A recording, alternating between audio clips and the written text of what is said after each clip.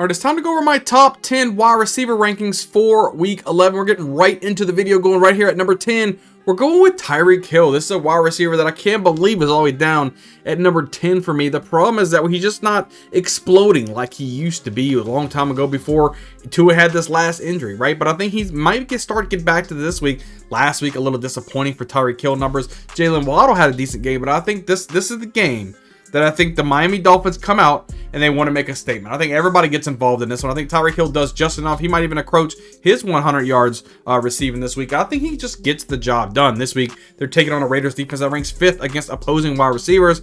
I think he's primed for a blow-up game. I think we've seen far too long Tyreek Hill go without having himself a nice fantasy football game. I think this is the week that he does it. They're going against the Raiders. They want to set a tone and say, hey, look, we are here. We are a top dog in the AFC. We believe we are a top dog in the AFC, and we need to come out here and we need to see that, okay, the Raiders are not as good as we are.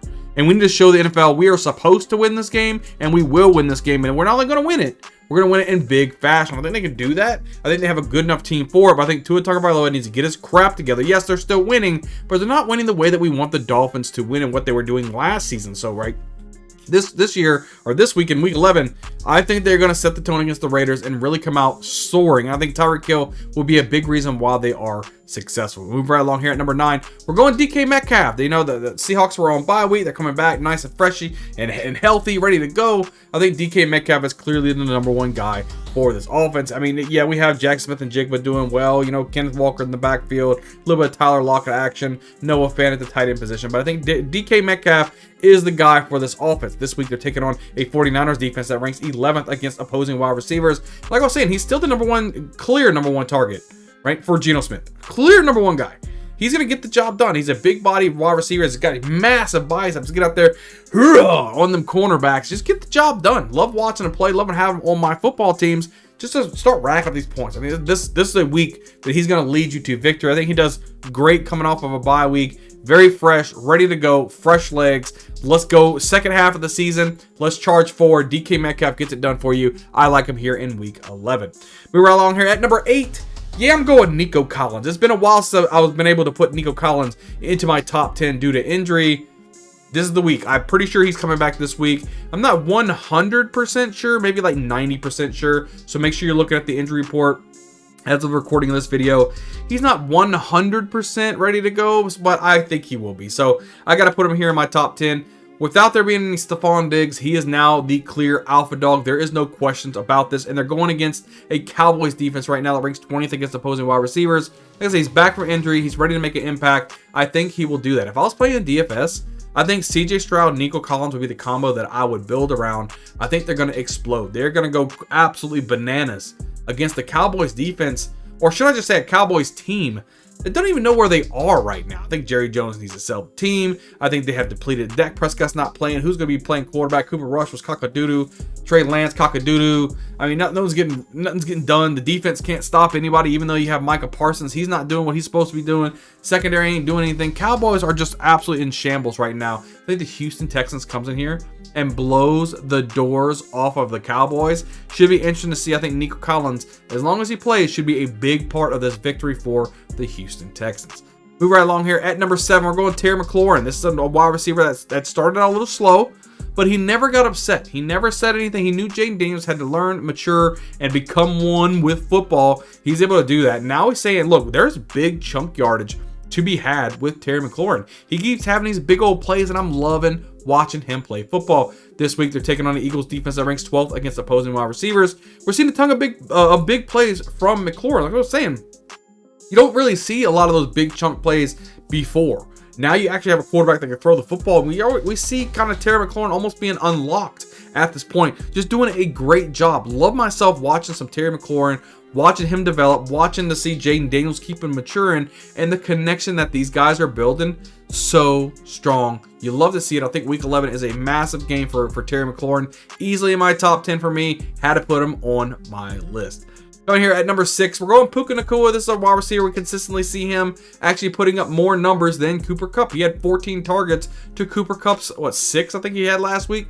So he's over doubling the targets of Cooper Kupp, and he's producing at a high level. So I've got to put him higher in my rankings than Cooper Kupp. So this week they're taking on a Patriots defense that ranks 17th against opposing wide receivers, putting up more consistent numbers than Kupp. So like I was saying, like he's doubling in the targets, he's getting more yardage, getting more receptions.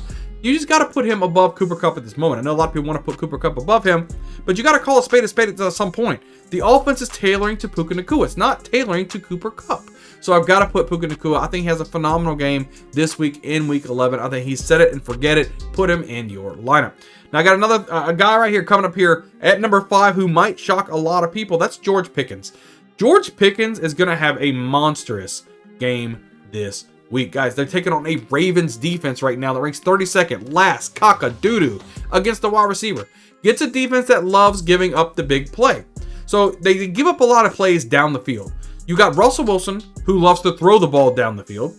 You have George Pickens, who's extremely effective and coming down with a spectacular catch down the field. You put all those recipes together and you got something homemade at that point. You know what I mean? So this is a recipe for success. If you don't have George Pickens in your top 5, I think you are crazy at this point. Don't be telling me nothing in the comments because I got George Pickens in my top 5. George Pickens is the way to go. I think he has a nuclear game this week, and I can't wait to see it because I have George Pickens all over in my fantasy football world right now, and I'm excited for this week. I think it's going to be a negative game script for most of the time playing against a Ravens team that I think is better than the Steelers team.